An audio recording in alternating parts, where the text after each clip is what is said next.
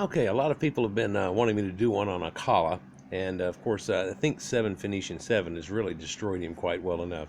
I love her video style and thing. It's really just straightforward, direct. He says something stupid, she points it out. It's real plain, easy to debunk. I've made 2 videos on this now already. The first one I did cross-linked. I don't know if y'all remember, towards the end of last year. I think it was first part of December, end of November, where I started having cross-link filed, and it ruined a lot of my videos. And it was really frustrating. Found out it was on my hard drive, got a separate thing that I recorded things onto, but hey, when your computer compiles stuff, it throws it back on your hard drive and then throws it back onto it, so it's screwing everything up too. I try to even segregate the hard drive. I don't want to go into it. But then I also made another vid just using her vid, and one of hers. And I kind of didn't like that idea of doing it, but I asked her, and she said it was totally okay and stuff and everything. So, but it would showed her saying something, then me saying something too, and things like that. That damn thing cross-linked too. So we're just going to wing it straightforward and just try to stop at every conjuncture, and I'll talk my way through it. And it won't be too many pictures or anything like that. It won't be a fancy thing, but it doesn't really call for it. And so without further ado, have at you. Okay, when we talk about who the ancient Egyptians were, there's consensus that Egypt has been invaded over half a dozen times. I haven't even included in this list the Ottoman invasion, I haven't included the French or the British invasion. It all came after this. But the Arab invasion, the 7th century of the Common Era, then the Vandals, which is where the word vandalism came from, because they was a bit mad, to use the technical term. Gotta warm up the audience. That came in the 5th century. They are Germanic, German people. Then the whole of North Africa, not just Egypt, was a Roman province. Before that, Greek, before that, Persian in 525 BC. At the most conservative estimate, ancient Egyptian history, pharaonic kingship, begins in 3100 BC. I say much. Well, that's a different number too, but let's just go with what he said there. Sure, I think he's trying to imply that all those later invasions changed everything and we don't know what they were anymore, and now you might think they were white, but early they weren't. And there's enough videos I've got, 7P's got, Super Egyptian, a lot of people that are well known that have them, and they show these early dynastic Egyptians, 3rd, 4th, 5th, 6th, 8th.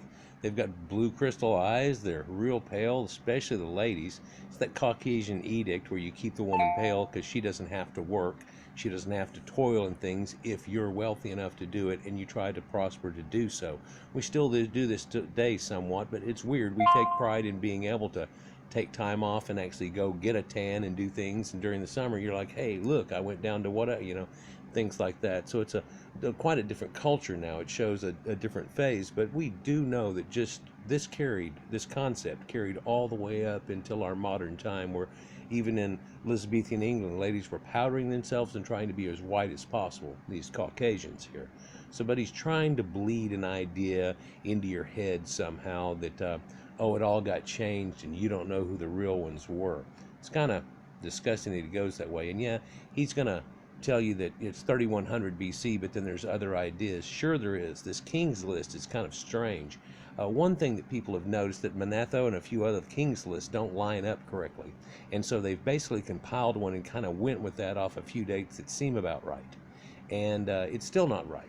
There's one thing that's missing, though, and there's a couple of intelligent guys, Stroft and a few others, went through and found out that during the interim periods that they had, that there were kings of upper and lower, and that most of these lists, whenever they went through them, showed every one of them, but they did not describe that they were simultaneous as opposed to end to end, and that it could be a whole lot less. And I think somebody came up with like 2632, 2634, somewhere in that range with it or whatever, due to, because they had all this 7th year in this guy's reign, and they've gone through this extensive study that it could be as small as that.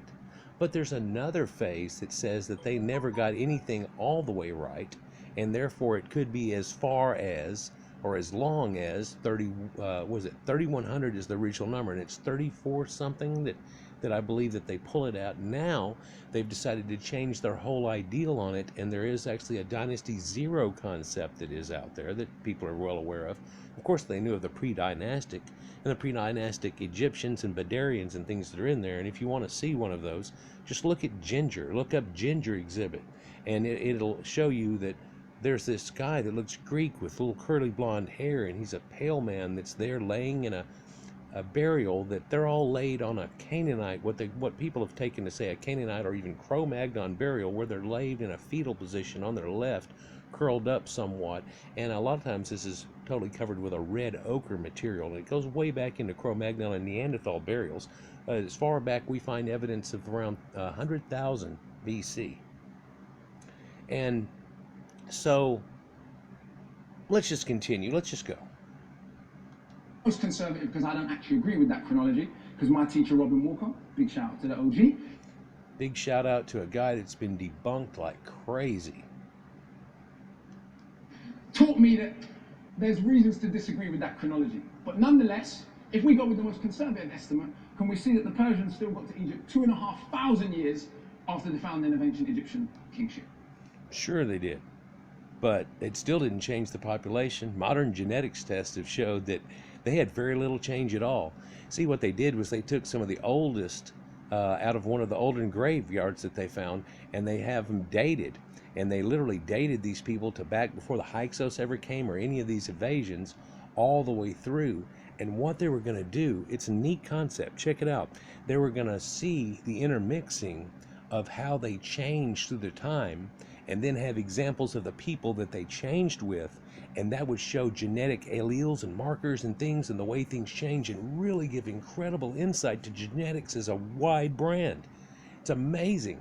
I remember somebody putting a prophesied thing out whenever they were doing this, but before it came out, and an idea of what it could tell you, and of course my mind expanded upon that, but in reality, they showed very little change at all, and it seemed to be almost a static thing with very little influx at all. And one important matter they wanted to note after they ran through it all is that they have very little Negroid admix at all, or even commonality, I guess, with Negroids in the olden period. And the current admix that you see, which is very slight in the current population, as a jump right at the very end during like Islamic slave trade and all that type of stuff starts to kick off.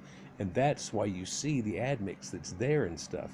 Back again to his Ethiopian. Ethiopian means burnt face, and black people don't get sunburned and da-da-da. Who are the people that get all tanned and burned up? And you were telling, hey, you're a tan guy. You know, it'd be like going down in South Florida now and seeing beach bum guys running around and calling them Negroes, and it's not at all true. In fact, the Herodotus comment is actually darkened skin, and woolly hair is not woolly hair, it's curly hair. They always take these mistranslations and want to run with it. But tanned hair and tanned skin and curly hair would be a more proper modern interpretation of that. And of course there's the Colchians, but let's just let him go. So who was living in northeast Africa prior to all of these invasions from people that are not from Africa? Well, let's see. The ancient Greeks saw the ancient Egyptians. The Caucasians of North Africa, in Levant, and all the way around the entire Mediterranean have been there up to 70,000 years, verified at sites. It's not a question. And the admixed people that you see and Negroids you see now are a recent influx that began in the Islamic slave trade that started 900 years before the Americas were even found through to modern day, and have nothing to do with what it looked like pre to that time. For themselves. They were in Egypt during the Persian invasion, and of course, then when they ruled Egypt for a little while. Let's see what some of them had to say. Well, so now he's going to try to give you the what did they say they look like, but he just got through talking crap about how the Persians were that much later, so how would they have any idea? He just said that, and now he's going to come out and say, well, let's see what they said, and then try to run with it. Let's go. Slide, please. Theodorus of Sicily, General Histories, Book 3, 30 BC. Now the Ethiopians, for those who don't know, Ethiopian literally means of the burnt face. It wasn't an insulting term, it was a generic term for black person, yeah? Back in the day, and it referred to generally all of Africa, and even the Greeks used it to refer to parts of India. If you go to India today, in southern India, you'll find people.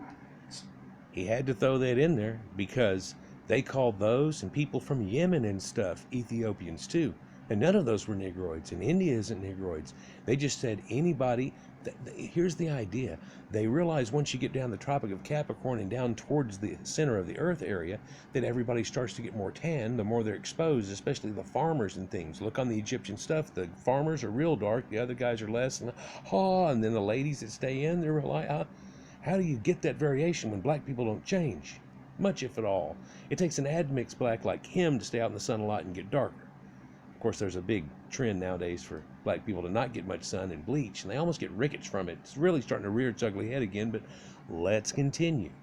Some people as black as any people in Africa. So it shouldn't surprise you if that term was used. It was a generic term meaning black. He says as black as anybody in Africa, and yeah, there are some quite dark India people. They are Dravidian mix. They have nothing to do with Negroids whatsoever. Neither do the Aborigines of Australia or any of the island people. But people thought that for a long time. They thought there must be some mix, there must be something. No, there's actually not. There's actually not. So, no. And then the people in India, they aren't as dark. You look at some of these Nubian and some of these, certain tribes of Negroes that are around there, they are literally a tar black. I mean, it is solid. It's no. So, but there's dark as any Africans. No, I wouldn't say any. See, here we go with that any. It's real popular today. Any. Not all. Now, the Ethiopians, as historians relate, were the first of all men. The proofs of this statement, they say, are manifest. They also say the Egyptians are colonists sent out by the Ethiopians. Now, he's going to ride on that and try to tell you that that's reality. It's not at all. And Herodotus is telling you it's not reality either. If you'll read his book, which they don't read, if you read his book, he basically goes around to different people and he goes, these people say this, those people say that. It's basically a book of hearsay. It is the father of histories because he's trying to compile it together, but nothing is condoned and put out. He says there are certain people down North Africa there, Caucasians, that eat lotus flowers, and they have cows that have tougher hide than normal people, and their horns are bent up above their heads, and they have to walk backwards to graze. He also says in India, the other Ethiopia, eastern Ethiopia, that giant ants farm gold, and that you can go, they go and grab it from them and run for their lives. It's great. There's some crazy stories, but basically he's telling you what they say. You know, it'd be amazing. He'd run into a Hebrew and he goes, well, this other guy says that the earth's only been alive for 4,000 years and da da da. You know, I mean, right? Or he'd say something, weird. So it's hearsay. But let's see what he say about hearsay. Now, can you see we're told modern science discovered that Africans were the first people on the planet? But here is an ancient Greek historian. Modern science didn't figure out Africans were the first people on the planet. That's likes to throw these things in there. Rappers like to sling it, don't they? No. The oldest Negroid skull that we have found is like 4200 BC. That's the common current Negroid that you see today. Now there's a proto-Negroid they find out before that, and it goes back to about, 11,600 BC. That's it. That's the oldest thing that we have found that we can say is a Negroid. Now before that we have all these hominids and creatures, but no. By contrast, we have what we do call a modern human, Cro-Magnon, his alleles and genetics and things, and he qualifies as a modern human, which a lot of Negroes still don't, by the way, and a lot of it's pulled into it, but I won't go there on this. But they go back 38,000 BC, simply and easy. And if we were to do a comparison, it would go back a lot farther than that to what level people are at. But let's continue. And saying that Africans were already saying we were the first people on the planet in 30 BC. Herodotus. Yeah, they want to think that, and then there's this whole, I just got to throw this in there. God, I'm not even 2 minutes into this thing. But they want to think this out of Africa theory. And therefore, if they're the oldest ones, and it says it on there because somebody has had hearsay, then therefore, black people somehow spawned white people somehow. That's odd.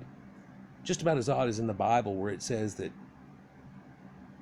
or what they want to think that it says, is that Hamites are black people, and that somehow coming out of the boat, 2 Caucasians had 3 Caucasian kids, and those spread out, and they would turn magically into different races.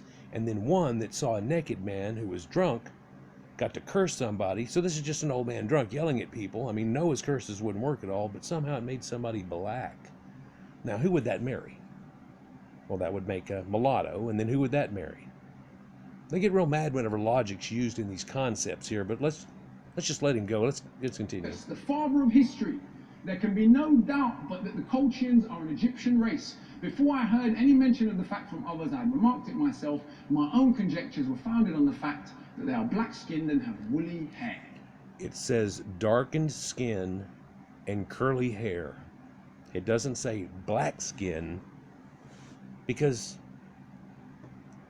they're really kind of brown.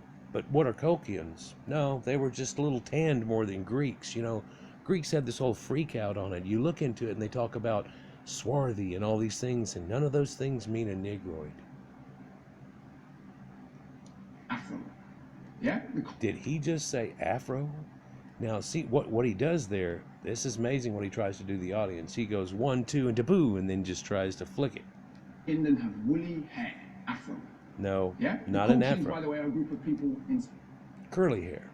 Long curly hair. Long curly hair. You look at Colchians. Look up anything on Colchians. You're going to see these long people. A lot of these people have blonde and red hair too. Look at Mitanni, and they do too. You know what's odd about everything is that if you look at these people's art on vases and things like that, the males are always drawn with red ochre and the females are drawn pale. It's through this whole people. And why is that? Well, because they all came from the same people, and they're all Caucasians. Amazing he talks about the Colchians, but does he even know where they are? Because they're just above the Caucasus Mountains there in a range leading up into Russia. Now, are you going to try to invoke West African Negroids into Russia now? Off some conjecture? Sure, he'll do anything. Southern Russia at the time. See? A whole host of other Greek scholars, including Aristotle, and there's loads more I could have put, seem very unconfused about the ancient Egyptians' ethnicity. We can't... The only one that seems real confused is blacks. They just don't want to be West Africans. They want to say that they were something else. Now, we all know that the slave trade ones were these ignorant, illiterate primitives that were living on the West Coast, and they had no technology, no written everything. But he's going to try to inject, well, some black people somewhere. Well, okay, let's separate that idea then. So you're saying not West Africans. Those are totally genetically different, and therefore it just makes them all look pathetic. By the way, did you do a DNA test? Oh, you're from Ghana? Dismissed. Leave. Because you're making up racist bullshit and trying to pull yourself into something you're never a part of. This goes on constantly. Moors, we're Hebos now. Have it both ways. Even the ancient Greeks were one of the most intelligent, civilized people ever, or they were so stupid they couldn't recognize the colors of people they saw for their own eyes. But we can't have it both ways, you see?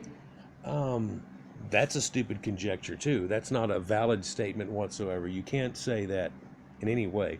You can't say something like that. Either they're the most intelligent. Yeah, we know they're one of the most intelligent people in the elder days. They brought us all types of things. Yeah, that we still use today, and it's all based and built into it. So we can't say that. But what we can say is that this book was full of some hearsay, and some people want to take hearsay and try to turn it into blacks was he. You know, no. You're not going to do that. Now, what we can say is that blacks are the same thing.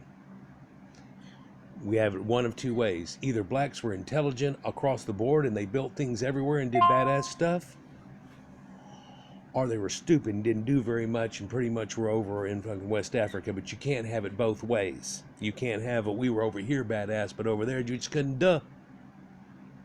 Slap. Next slide.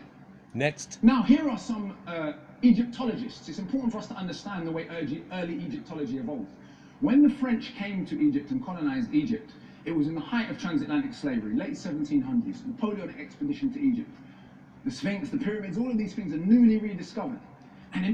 Newly rediscovered.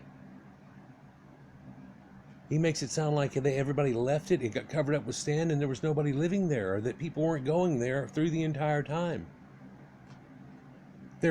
You can look at Egyptology studies from the 1400s all the way through. I mean, how radically stupid is it to just throw out these things? It's like, well, nobody, no, he wants you to think, well, nobody knew anymore, but this is what they thought accidentally. Guess who accidentally is thinking bad things now that are wrong? And it's racist as hell. Immediately, the French are like, uh-oh, we've got a bit of a problem here, because we have an economy based on the pseudoscientific idea of racism. Based on Pseudoscientific idea of racism.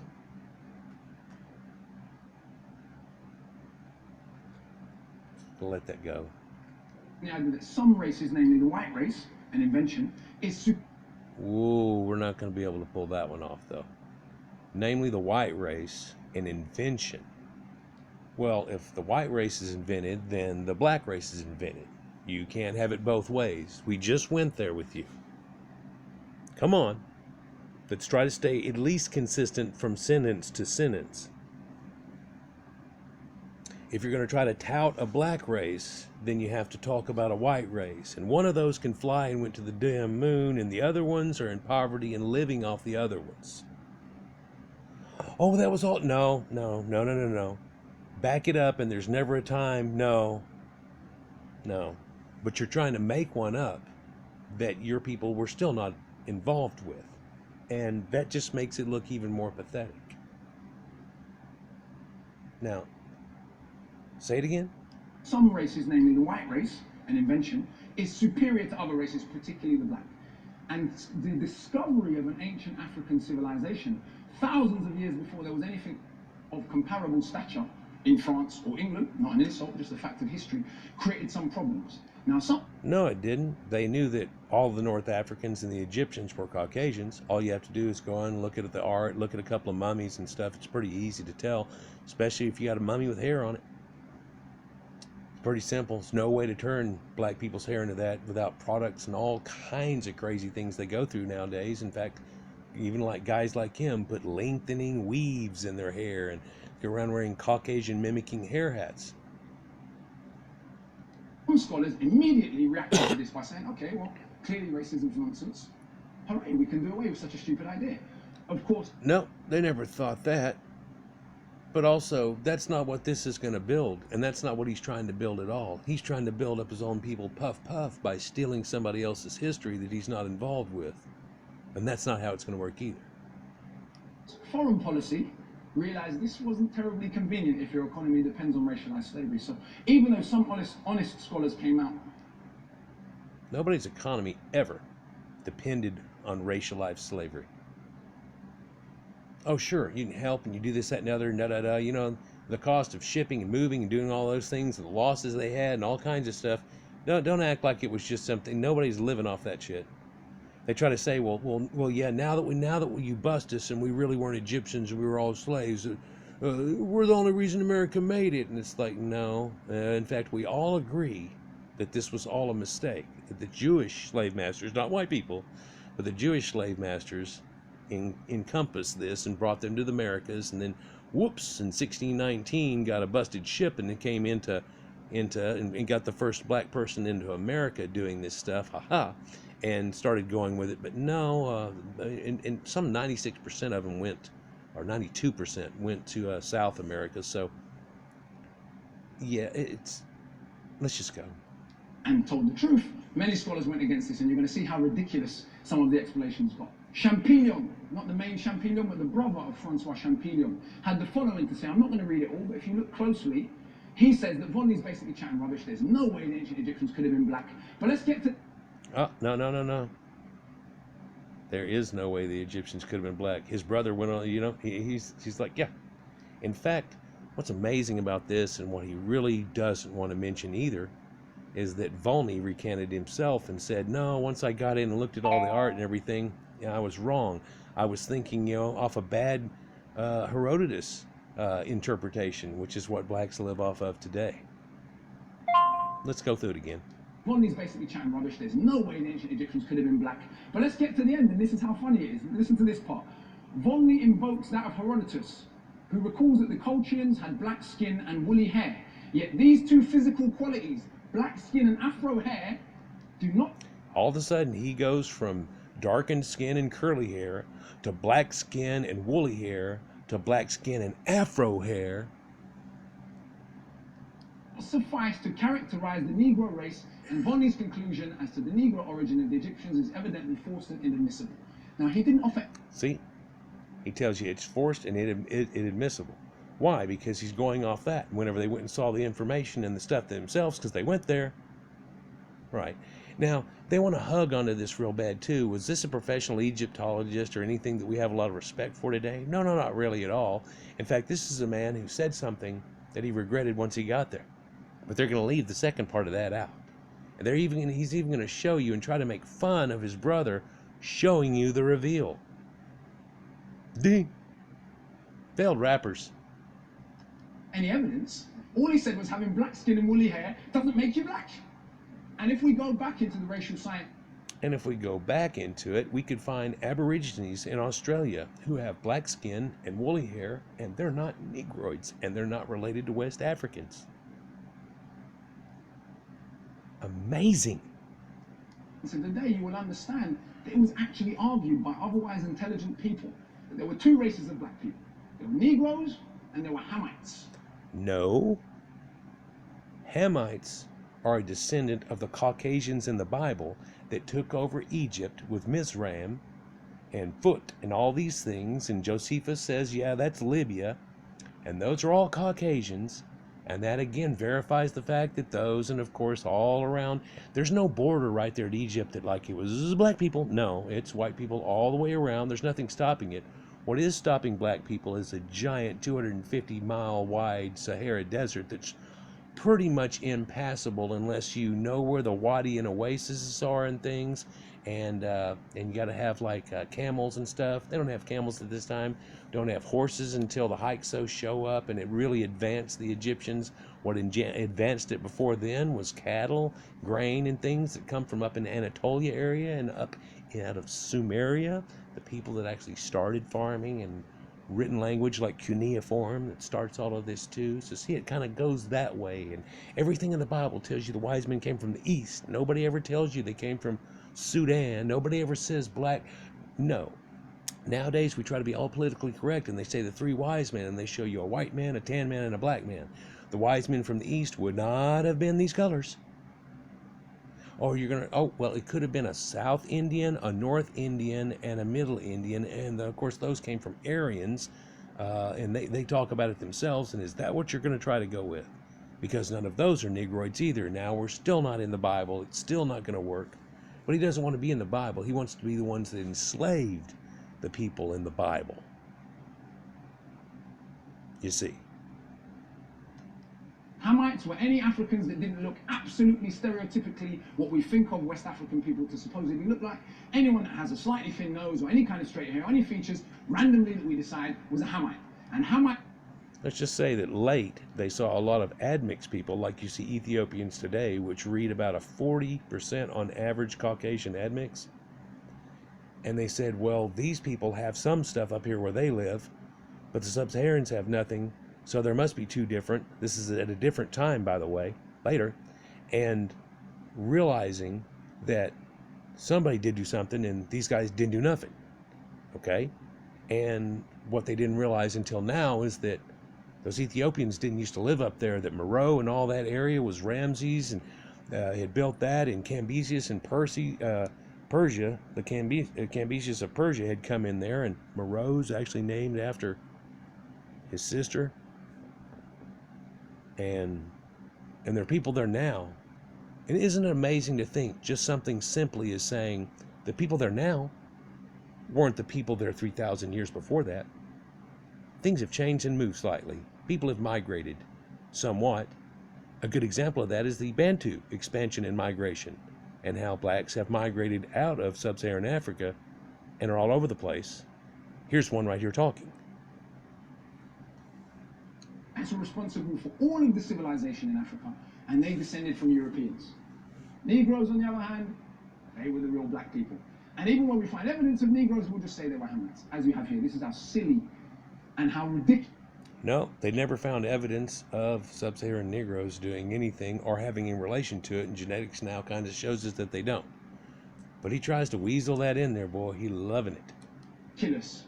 Ideas, pseudoscientific ideas like race make otherwise intelligent people behave. Next.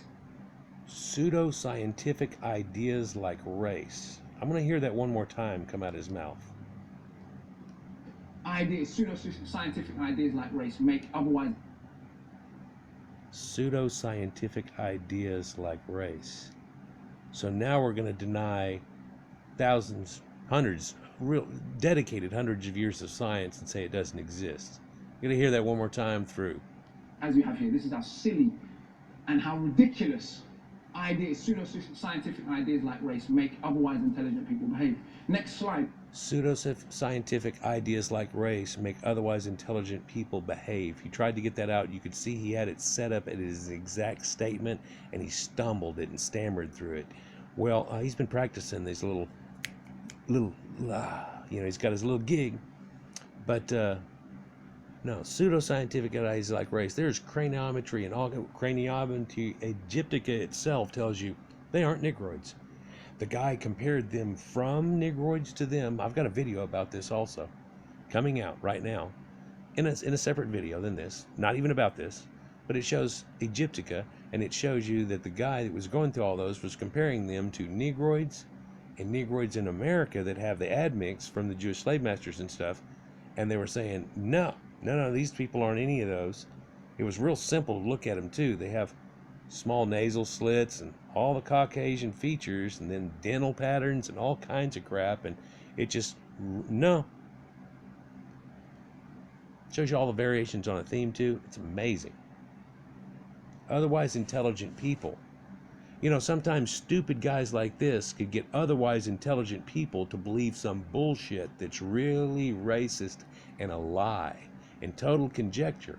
None of these people in the room know Egyptology at all. If they did, somebody would raise their hand and go, "You're a liar." Make them look like a fool. Please.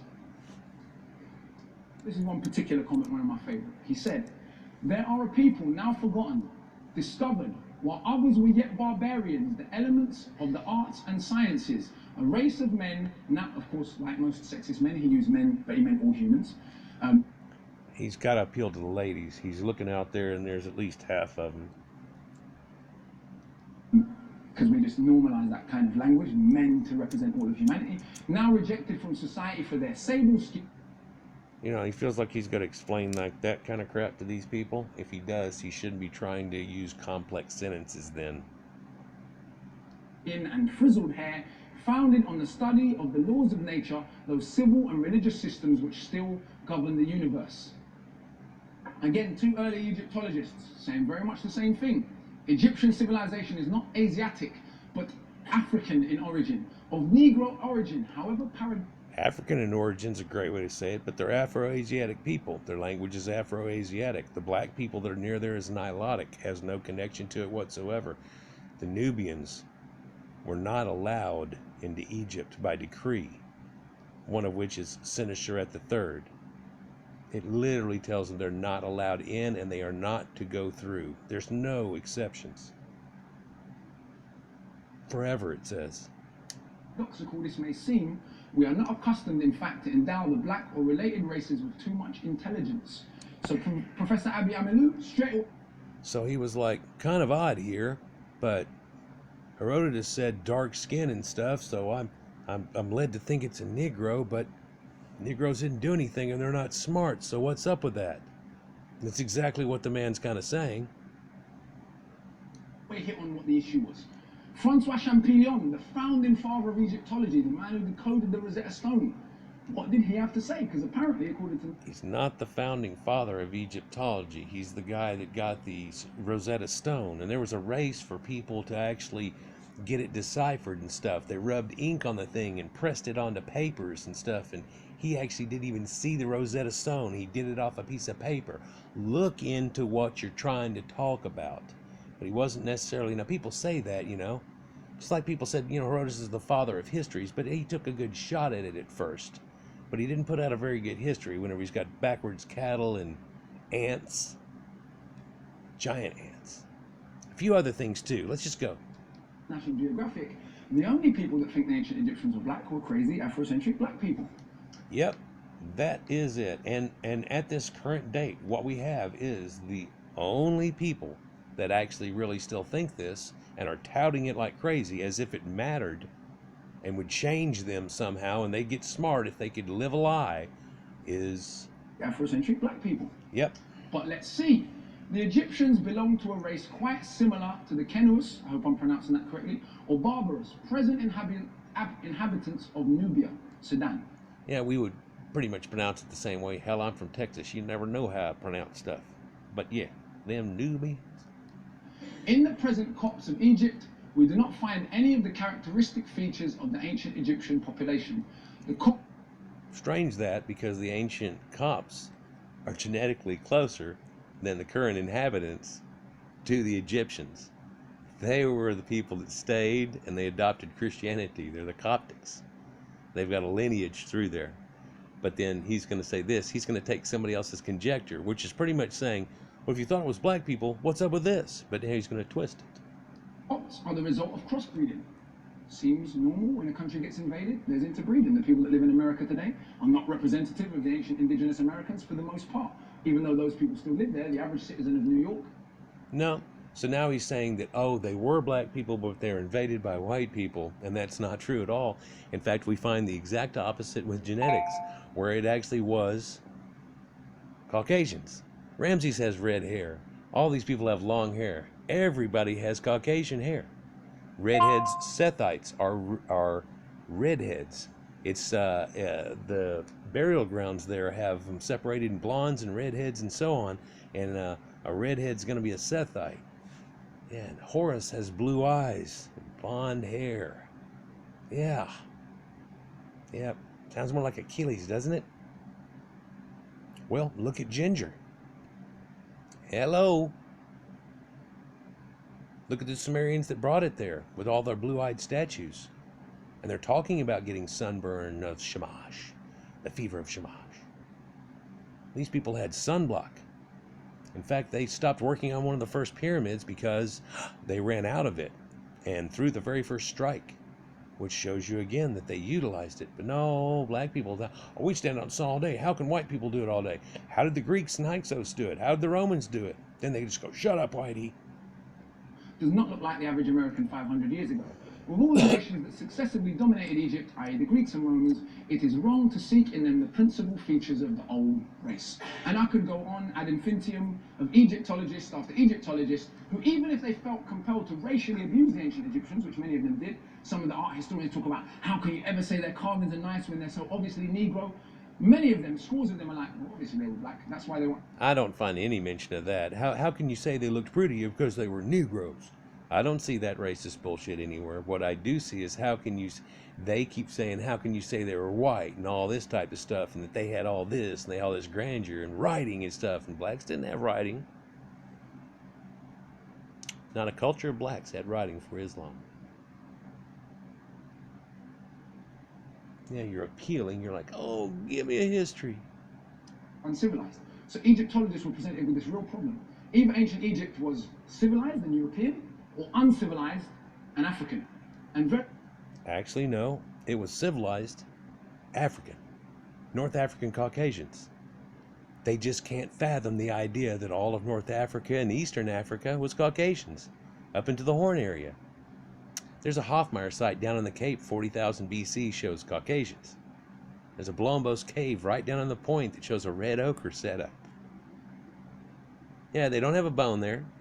The sea and everything, and it will rot away real quick. You have to get special environments, and especially these dry environments where it did it.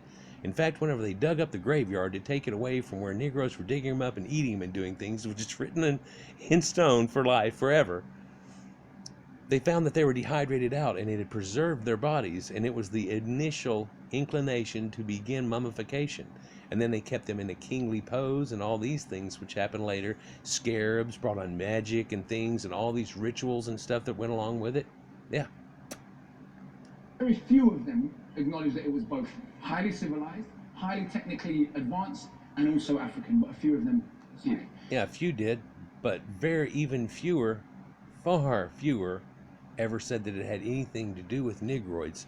And once they came in and saw on the walls, and they saw the Negroids there, and they were all enslaved, and then the tan men with the pale women, and all the writing, and once they did the Rosetta Stone and started deciphering some of this, they were like, oh, okay, we were totally wrong about this. This is just that red ochre color that the Minoans and all these people around here used to use in their art, and we were mistaken. Well, look at all the pictures. They don't have prognostic jaws or anything. None of this are Negroids. Oh, wait, here's one. Exciting. They found Menkaure. He's King Tut's castrated eunuch fan bearer, and it's the only Negroid they've really found that's been professionally mummified in Egypt. It's amazing. But he does match a Nubian head they found way out that got killed and left to eat. That's written on one of the stelae. Too many for the birds to consume, it said.